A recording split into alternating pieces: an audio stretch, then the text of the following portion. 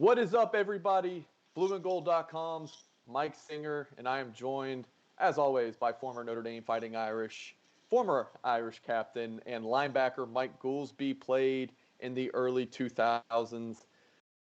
Mike, special live show here today. Break down Notre Dame's 42-26 victory over Florida State, a game where Notre Dame put up 353 yards on the ground. Ian Book threw for 201 and 2 touchdowns, and also had a rushing touchdown. We'll surely get into all of those topics. If you are watching this on YouTube, whether it's live or you're watching it back, please go ahead and hit that like button and subscribe to us on YouTube. And if you are listening back via Apple Podcasts or Spotify or wherever you're listening to this, please rate us with a 5-star review. That really helps us out. This live show and podcast is sponsored by Blakeway Panoramas, which is bringing some Fighting Irish spirit to my home office. Their large panoramic prints create a fan-worthy focal point in your home, office, or fan cave to make the perfect gift for the Notre Dame fan in your life. See the entire Notre Dame sports collection at panoramas.com or bluegoldonline.com. All right, Mike, so 42-26 to victory for the Fighting Irish. Let's get right into your instant takeaways. You know, Notre Dame improves to 3-0. They're number 4 in the AP and coaches poll now. What were the takeaways from the game for you? It was nice to see the kind of a complete game from the offense. And we've touched on it during our previous conversations, Mike, kind of like with the season as it's progressed, stop-start, like it's kind of gone. We've kind of been building on offense. You get a couple key players back, and Lindsey in particular, and you see Book made a concerted effort to push the ball downfield, which we haven't seen. So it's just nice to kind of see the offense really start to gel, and we've got several different weapons at our disposal. My takeaway watching the game for the second time, I'm a little bit concerned about the defense. FSU is not a great team. You're playing a quarterback who's ostensibly starting his second game, who played well. And I mean, Florida State, for all intents and purposes, they ran the ball well. So that was I feel really good about the offense coming out of the game. But there's still some question marks, defensively speaking, that we'll need to continue to progress and patch up. You know, we got a month or so until the Clemson game, our Super Bowl. So that was my immediate takeaway, Mike. Kind of, going to bed last night, I was disappointed in the defense. And then, rewatching it today, it just reinforced that. Considering that, all right, Notre Dame gave up 26 points to a Florida State team that has struggled offensively this year for sure, and they've had a little bit of a quarterback controversy and dilemma there, but still talented offense. Notre Dame had 2 turnovers right away, and then Florida State scored 10 points on there. So, kind of considering some of those things, does it make you a little bit less worried? It's all right. It was more, maybe the offense is to blame for some of those points. So, I mean, my takeaway was, maybe the defense wasn't as bad as it seemed. Yeah, we've said that before. It's never as good as it seems. It's never as bad as it seems until you go back and watch the tape. But you watch the tape, and it wasn't great. It did feel like you had said after that second turnover, the muff punt, you could almost feel like the energy level kind of drop, which is something else I'd like to talk about. Without the fans in the stands in the full capacity, even for a night game, we'll get to this, but how do you create more excitement and create more juice? They kind of keep that sustained energy level throughout the course of the game. It's something to watch. But yeah, it was, you look at the statistics, Mike, if we're going to jump into it, but like as an ex-middle linebacker, our linebackers, they're not making a ton of plays. And the real concern for me is that same sort of shotgun inside zone, quarterback keep, kind of follow through type offense. Clemson runs the same thing. So there was a couple of drives where Florida State had had nice drives and 4 yards here, 6 yards here, 3 yards here. We were just leaky on the defensive side of the ball. And we've got to fix that, and people got to fill their gaps, and we have to be more sound on run defense. On the bright side, we did finally get an interception, which I've been asking for, so that was really nice to see. And Crawford, gave up a long play and kind of came back and redeemed himself. So that was nice, but we got a leaky run defense, and that's going to need to be addressed. We didn't have Jack Kaiser available apparently, but that's just it was bothersome. It was annoying to watch. Us give up a 26 points, and it's just a little frustrating. Yeah, to play a little bit of devil's advocate again, they had the 2 bye weeks where it wasn't like true bye weeks and that they were still preparing. There was portions where they weren't, I believe, even practicing due to the COVID outbreak on the team. But we'll move to who flashed, Mike, like some of the guys who specifically really stood out to you that just popped. Yeah, Mayer, he's obviously going to be a stud.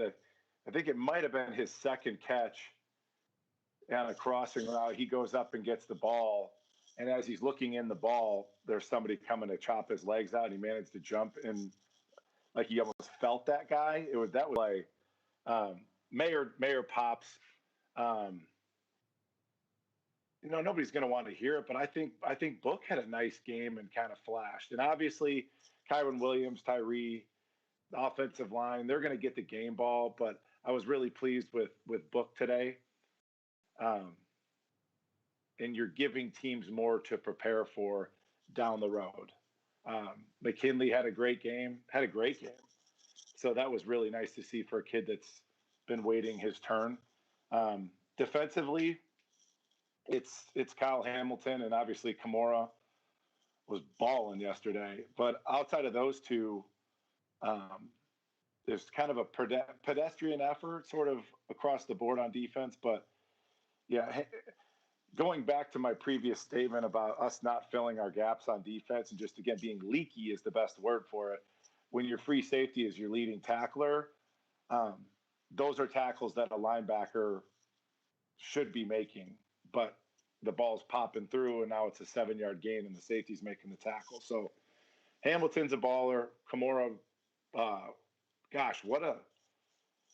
we've touched on it. That guy is so decisive, and when he comes downhill, he had that great hit on that play, and he just has that ability to pull that trigger, and he needs to kind of spread that around that defense a little bit. Some of that confidence and that self-assuredness to pull the trigger and go get the ball. So listed off half a dozen guys, Mike, but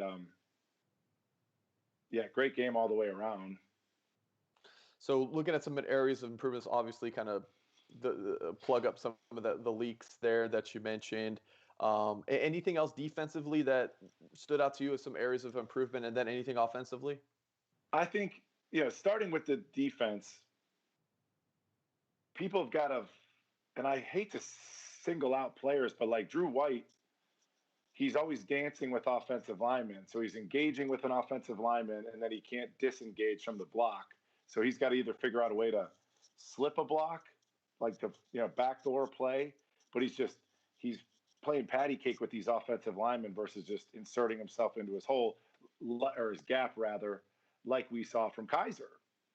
Kaiser's played one game, had 8 tackles, a couple tackles for loss. But whether it's across the board, whether it's Marist, whether it's Shane Simon, we're actually flashed a little bit, kind of thinking it back. But Drew White, you've got to have somebody that's going to take the initiative there. And then to piggyback off of that play that Sean Crawford, that long touchdown that he's going to take the blame from it, or for it rather. But we brought the house on that play, right? It was a zero blitz. So even Kyle Hamilton was in man coverage, or he was blitzing himself, but there was no help over the top. And our linebackers, they need to learn to hold their water. It would be like coach speak, Mike. Sure. So they're telegraphing their blitzes. So if we're going to bring the house on a blitz, like you got to hold your water and disguise it longer, because then you're leaving a corner out to dry, because now the element of surprise is gone, and then it's just one-on-one, which is a matchup that quarterbacks look for. So um, it's yeah, and I've seen it game after game after game. Everybody's inching up. These linebackers keep inching up when they know they're going to blitz, and it's just those little things, Mike. When we talk about is Notre Dame a championship level program, those are little things that we've got to kind of clean up. We missed a field goal. When we play Clemson, you can't do stuff like that. The 2 turnovers early. It's just dial in a little bit more, and you're looking to steadily improve and stop making these. At the end of the day, nobody's going to second guess somebody not holding their water on a blitz. But when you play a team like a Clemson, as well coached and all the ability they have, it's got to almost be close to a perfect game, and we need to continue to improve there. For those who are watching live, make sure to, in the chat on our YouTube, go ahead and send us a question. Or if you are a blueandgold.com premium subscriber, make sure to ask us a question in the live show thread that we have going on. If you're not a subscriber, special opportunity for our YouTube listeners and for those listening via podcast, use promo code BGI30, which will get you a month free of premium access. Mike, I want to spend a little time talking about the offense. Something that stood out to me is sometimes when you're watching college football, young guy will make a boneheaded mistake, and then, or maybe not even boneheaded, they just kind of make a mistake, turnover is on them, and then the coach will yank him, and he's out of there. Well, Kyren Williams, this is a second-year player. He fumbles on that opening drive, but the coach is stuck with him. And then obviously it paid off because he had a huge game, Mike. What was it? 19 carries, 185 yards, and 2 touchdowns. He was just running free. Obviously, the offensive line had a huge part to do with that. But just how happy were you that they stuck with him instead of just subbing him out? Absolutely. Yeah, that was the first note as I take notes watching, Mike. It was like, yeah, clearly Kyron's the guy.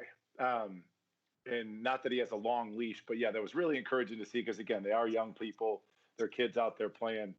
And he's a hell of a player. But so, yeah, and maybe that speaks to the evolution of Brian Kelly too, that he is going to be a little bit more patient and kind of trust what he sees as far as ability is concerned. So you wonder what he would do, though, Mike, if that was the Clemson game. Let's just fast forward a month or so, and then Kyren Williams fumbles on our second, third, fourth play of the game. Does he stay in? So maybe he had the luxury of playing a lesser opponent this time around. But yeah, good for him, good for Kyren. And that was offensively too. I know we talked about this earlier on in the season. Week 1, we were a little bit disappointed in the performance of the offensive line, but it does seem like they've kind of turned that corner, and those guys up front are going to be something that the offense can lean on, and obviously lean on very heavily.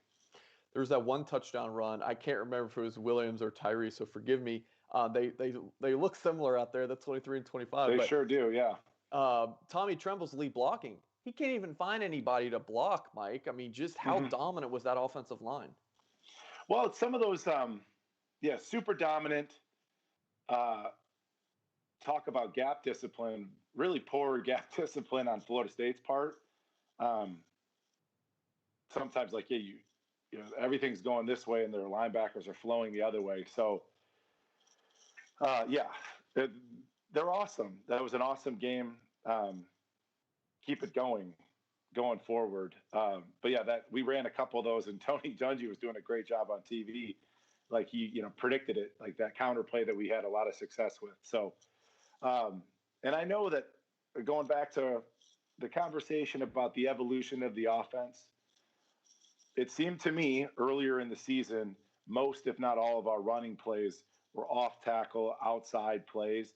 And I know that I talked about that. We need to be able to establish an inside downhill running game, which negates the speed on defense like a Florida State inherently has, and like a Clemson will inherently have, speed. They want to run. They don't want to bang inside. And so this week you saw more between the tackle plays, um, which is just more multiples on the offensive side of the ball, giving teams different looks, more to prepare for. So, and hell, we're talking about game balls, and I don't know if we got there yet, but who flashed? I thought Tommy Reese did a hell of a job too. I mean, let's not let that, because he's evolving and he's growing too. So all the way around on offense, it just seemed like we had a bag of goodies, and we were just kind of pulling from it as the game went on. Bring up a good point there on Tommy Reese. Thought he did a phenomenal job as play caller. Book. I want to get into him a little bit, Mike, with some of those downfield shots that he was taking. I've seen a lot of fans, whether it was on Twitter or on our blueandgold.com message board, that thought that was Ian Book's best game in quite some time. But you mentioned the counter play. So, Mike, you're a former middle linebacker. Can you just kind of break that down, the misdirection, how hard that is? Because the defense starts flowing one way and then it cuts back the other way. Just how difficult of a play is that to stop? And how does Notre Dame run it so well? Yeah, it's not that difficult. I mean, there's nothing too difficult about stopping any sort of run play. It's just you have to understand where I have to fit. And it looked like Florida State didn't. But on a counter play, the back takes one step one way and the guards pull. So then that linebacker has to believe in what he's seeing. And they weren't. So, and then the other part was whoever you're outside, whether it's a defensive end or whether it's an outside linebacker, you can teach it one of two ways, but most teams will teach the kid to force the ball in, almost to contain the ball. And their outside linebacker was just running upfield. So where you referenced Tommy Tremble coming across on that kind of crack block or trap block, there's nobody for him to kick out because the guy went upfield. So that's a lack of discipline on their spot, where if that outside linebacker sees a down block, he just has to stay put and then wait for a puller to kick it out and then sort of restrict the running lane. So that's why it worked. It was more of great play call. We're smart enough to go back to the well. We had some success with it. But that's how to stop it, is just, again, your gap discipline. But teams like a Florida State, you see that they don't have that discipline. Everybody's trying to get upfield and make sacks and make plays. And it's like, as an inside linebacker, you want your defensive lineman to keep everybody occupied and not try and go get sacks, because they're just creating seams for me. So. One more question from me, Mike, that we're going to get into the comments on YouTube and from our blueandgold.com message board. Again, use promo code BGI30 to get a month free of premium access. Let's get into Ian Book. He's a fairly polarizing, not because of, anything that he's done. He's just a topic that you either love him or you don't, and you want Brendan Clark or Phil starting last year. So you've been a pretty vocal supporter of Ian Book, and I agree with you that last night he did play really well. Looking at the numbers, Mike, 16 of 25 for 201 yards and 2 touchdowns, quarterback rating of 157.9, and he had 58 rush yards and a touchdown on 9 attempts. So what made him so successful on Saturday night? Well, before we get to that, as a Notre Dame fan, as a football alum, as somebody that's, broken bones for that program, it's like, why? I think we've said this before, but why not be an advocate? Like, as a fan, why not pull for, like, I'm pulling for Ian Book, right? Because it's good for the program. But yeah, he played great. You could tell that having Lindsey back, having some different personnel pieces in there, he was looking to almost force the ball downfield. Might be too strong of a. And there was one ball where it looked like Lindsey almost gave up on it, and it's hard to tell sometimes from the camera angle on the television how close or far away that ball was. But that was a beautiful ball that I looked like Lindsey could have extended himself and made that catch rather. But I think the biggest thing why Book looked so good yesterday, and I don't know this to be true, Mike, but maybe he's realizing that gosh, he has all the time in the world. Mm. He has all the time in the world back there. So as I've been harping on, it's like, dude, chill out. You got time. Slow your feet down and step into your throw. And we've seen it week after week after week. He's got time. So maybe he's just learning to play a little bit more relaxed. So he's not having the happy feet. He's not bailing out of the pocket too early and then checking down. So he's standing in there. He's delivering those strikes. And Javon McKinley was the recipient of a few of them. He targeted McKinley 5 times, and McKinley had 5 catches for 107 yards. That's got to be huge for his confidence that he stood in there. It was like, all right, I can trust this offensive line. I mean, that's got to help him in future games, right, Mike? It's like, all right, I can go back and watch the film, and I stood in there. I can trust this line.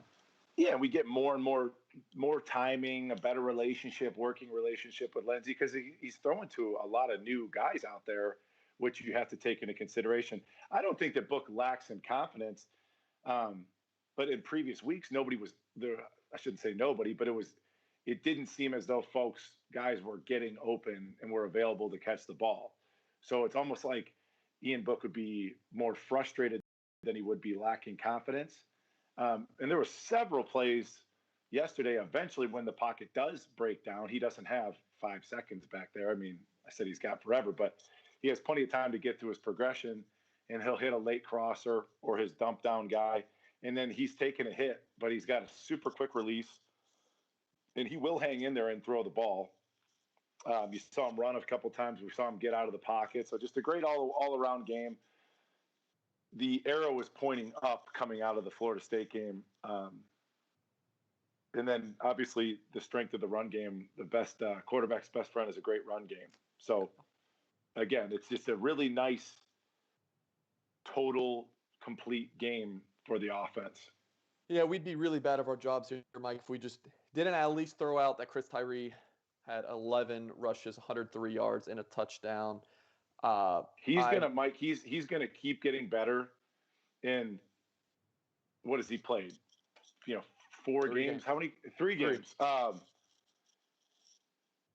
When he figures out the timing of some of these, how some of these plays are blocked for him, and just I think has to slow it down 10-15% his tempo.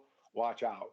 He's still figuring out the timing, and as he gets more and more reps, because you could see some of those plays like he gets to the kind of the hole, and the guy's still busy being blocked. And if he could just throttle it down a little bit, I'm really excited to see how he progresses throughout the rest of the season. Question from John Mishi from the message board. What grade would you give the defense, and why? Oh.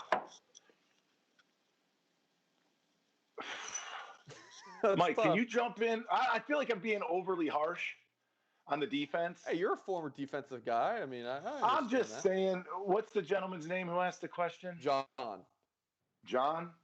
Well, John, you can look online and look up your stats. So our 2 leading tacklers were a corner and a safety. Then you've got Koromoa.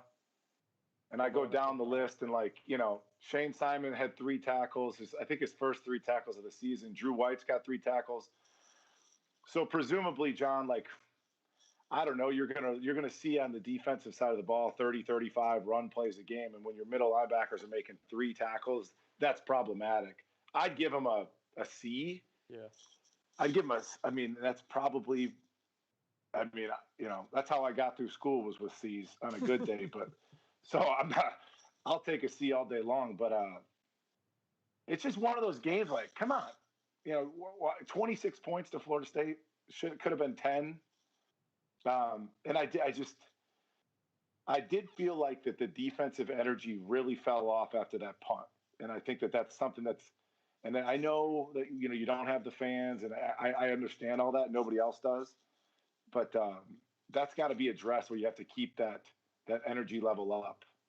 Well, Notre Dame actually has just as many fans as anybody right now in the country. I mean, they at least have 10,000 or so, and there's some schools are playing with 0 right now. But there's parts I don't know if the viewers.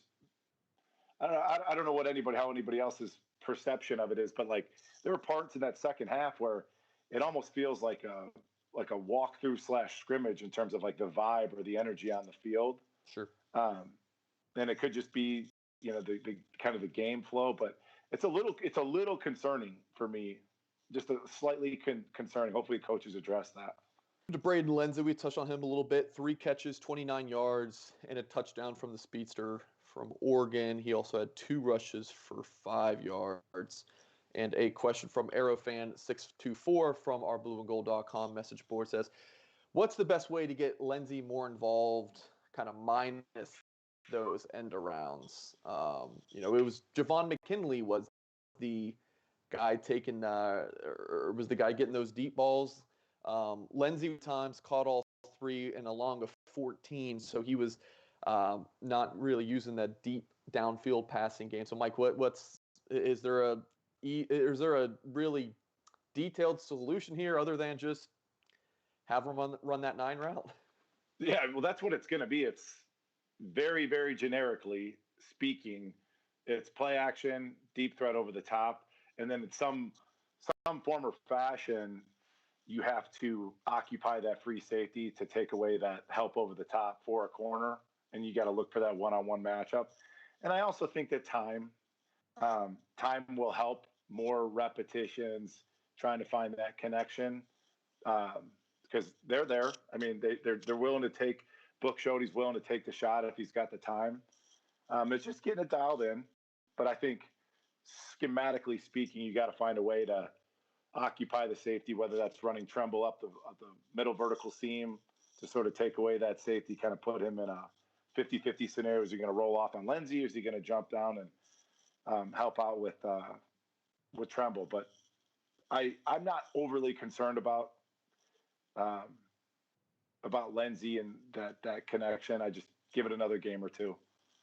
Question from Rob M. asking about Sean Crawford, who you talked about earlier.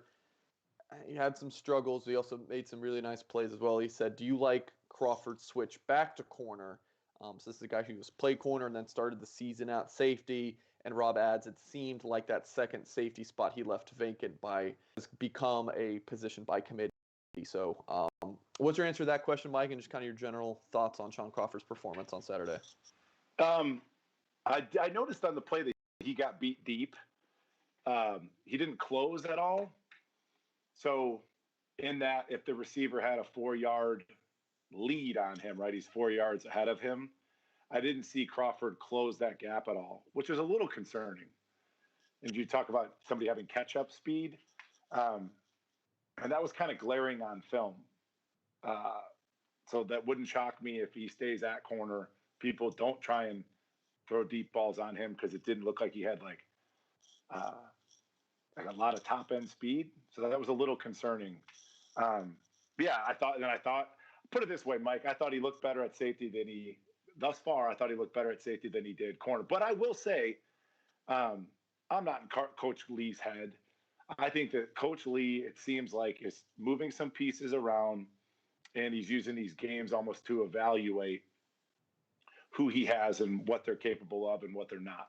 Yeah, Notre Dame had a few corners who were in quarantine or contact tracing protocols until late this past week. So I guess without those guys having a ton of practice, they decided to put Crawford there. That was something that Kelly revealed in his post-game press conference. So it just seems like Crawford's just that guy who's always around the ball. He just is a gamer. He might not have that closing speed, just make plays. It's possible that he could come back for a 7th year with the NCAA having essentially a freebie. I guess that's right. Yeah, that's a great point.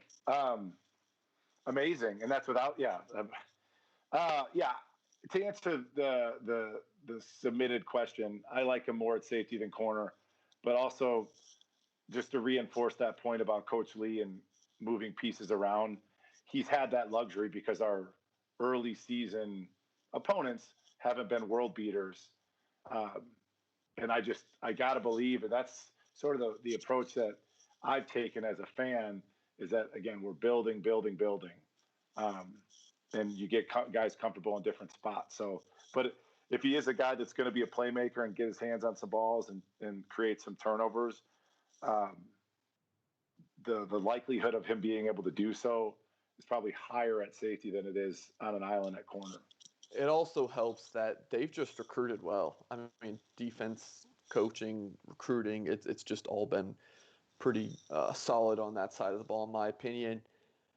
Um, got a question from GH asking about Phil Jokovic. Did you watch the Boston College game? Did you watch any of that? I saw a bit of it. What's the question? You have to believe that Ian is noticing what Phil's doing at Boston College probably inspires him to go downfield. I mean, I'm pretty sure Ian was getting ready for his own game and wasn't watching Boston College's game against Pitt, which I didn't watch, but Phil actually put up a pretty nice stat line. Anything to add on Phil Jokovic, Mike? I'm happy for him. And I can, probably promise you that Book's willingness to pull the trigger and throw some deep balls probably had a lot more to do with who was available to throw the ball to than it did him being envious of Jokovic's. Are you sure? I'm sure that's everything. Every time he steps into the huddle, Mike, it's I'm thinking about Phil, right? Are you telling me that's not true? I don't. Somebody needs to. You've got access, Mike. Somebody's got to ask Ian. But no, it's an interesting concept. But yeah, I'm happy for the kid. God love him.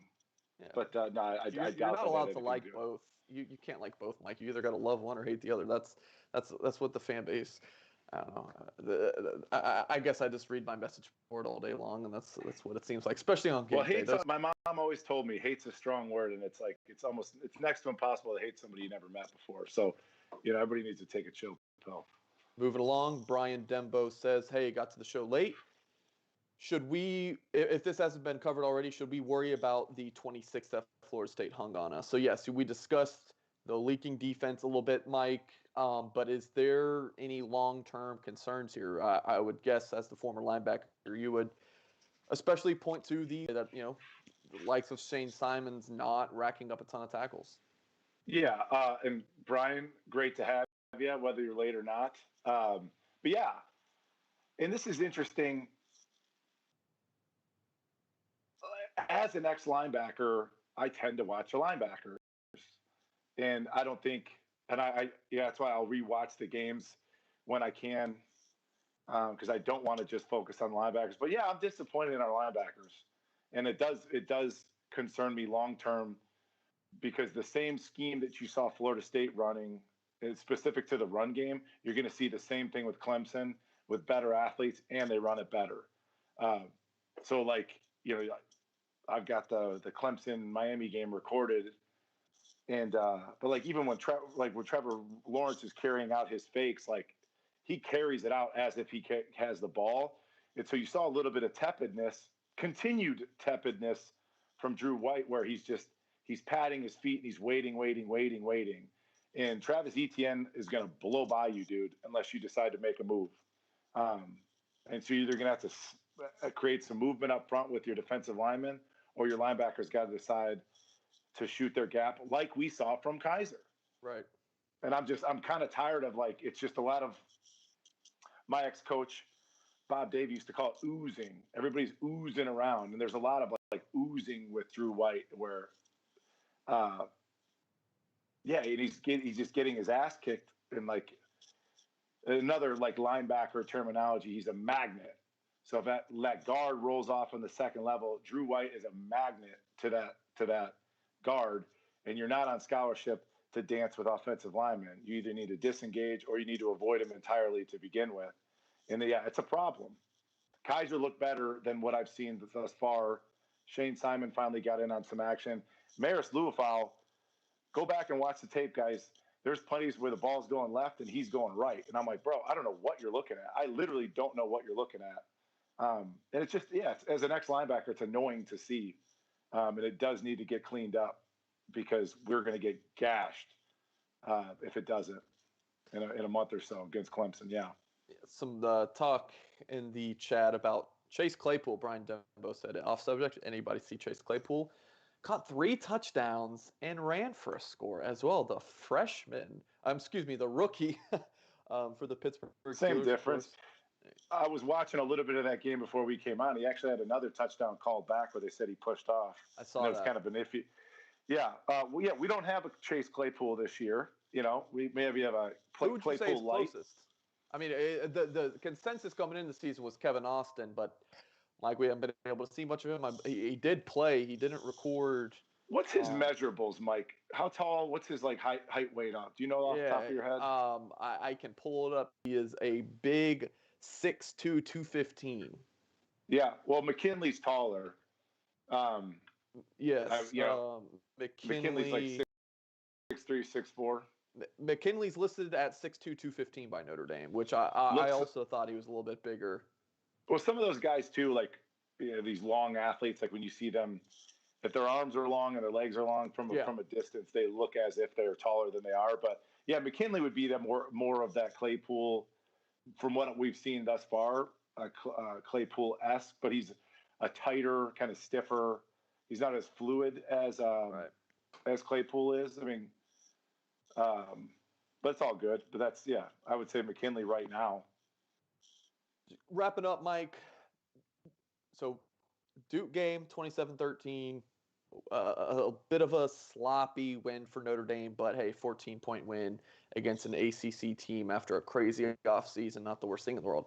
And then USF's horrible. You steamroll them. Then you got the Florida State 42-26 win.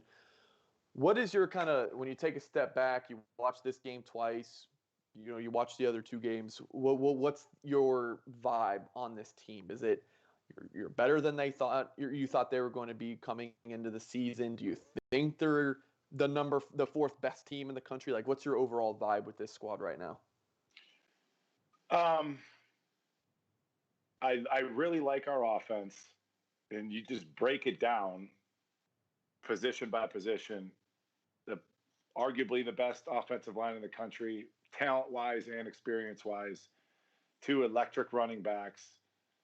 You do have some ability on the outside, which I think will continue to progress. And you've got a quarterback that's won a boatload of games and has a ton of experience. You can go to bed feeling good about that at night.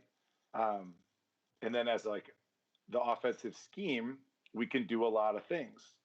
So we can get Book out of the pocket. He can stay in the pocket. We can run the ball outside, inside. You've got weapons. So I feel really good about the offense. I'm concerned about the defense because they haven't looked anything close to dominant. It's just kind of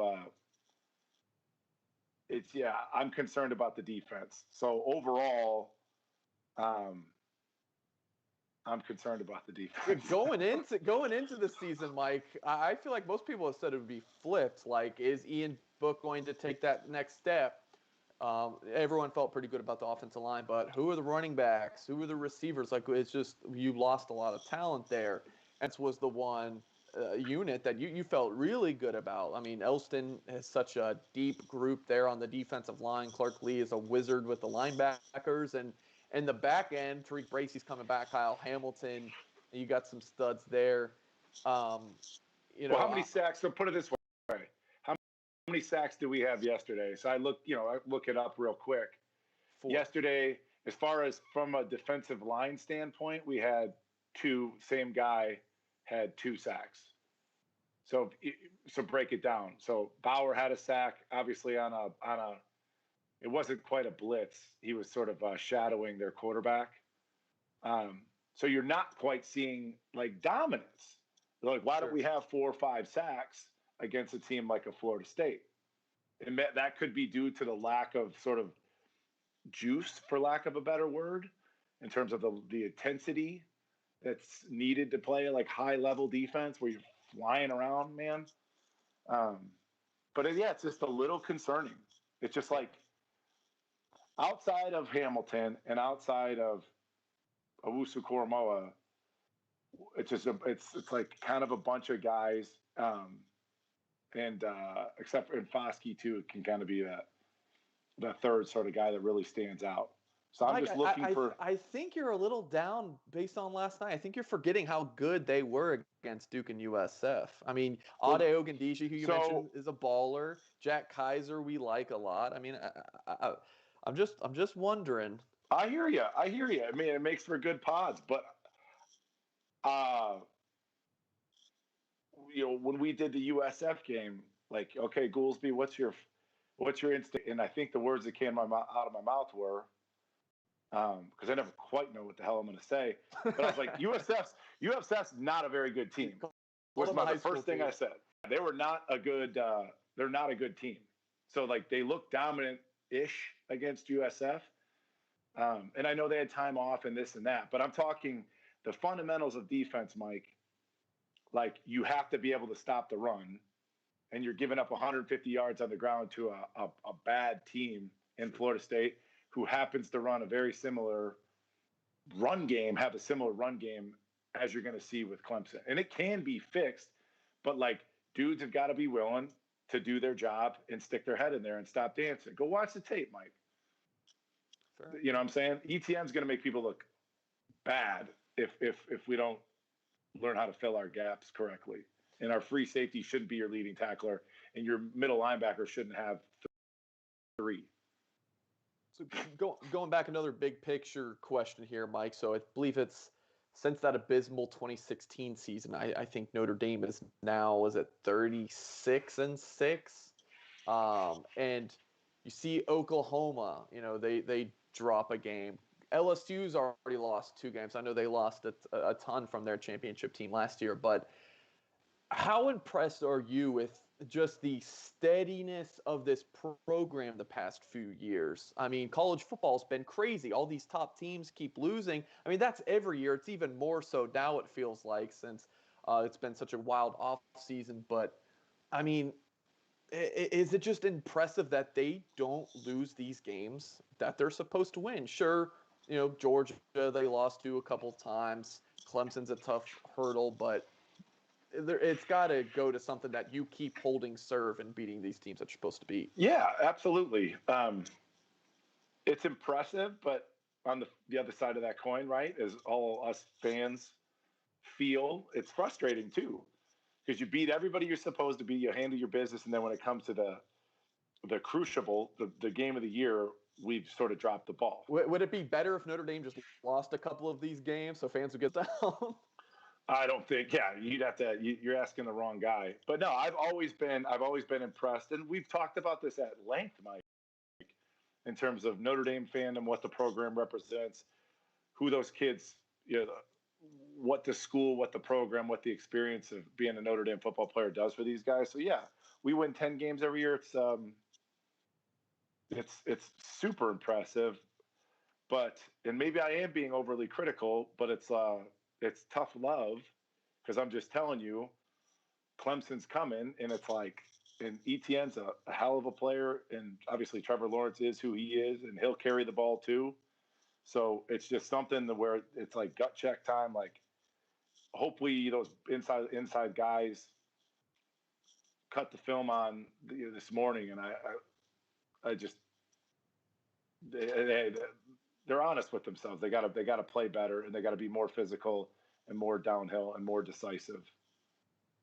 Well, that's going to do it for this live show here. I'm Mike Singer, and I'm joined by Mike Goolsby here. We'll do this again after the Notre Dame Louisville game. The Irish, man, four home games to open the season here. Of course, the Wake Forest game got canceled, but Notre Dame will have another home game, 2:30 p.m. Eastern kick against the Cards.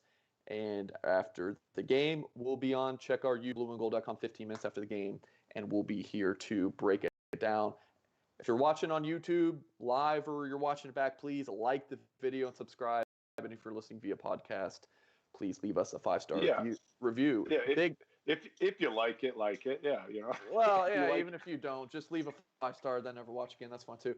Big thank you again to Blakeway Panoramas for bringing some Fighting Irish spirit into my home office. I love my 2017 Notre Dame Stadium panorama shot. It is just beautiful. All right, that's going to do it for us. Mike Singer, Mike Goolsby, and the Blue and Gold staff, thank you so much for watching or listening.